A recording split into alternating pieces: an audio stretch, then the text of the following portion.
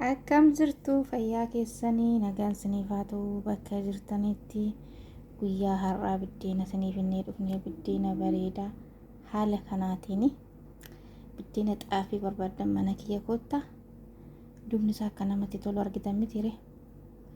Kanaafuu sheer laayikii godhaa koomentii babbareedduu xaafaa akkana isiniin jedha biddeen babbareedduu akka kana jirti mana kiyya.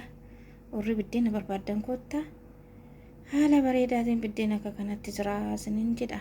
Uummata jaalalaa, uummata rukutamaa.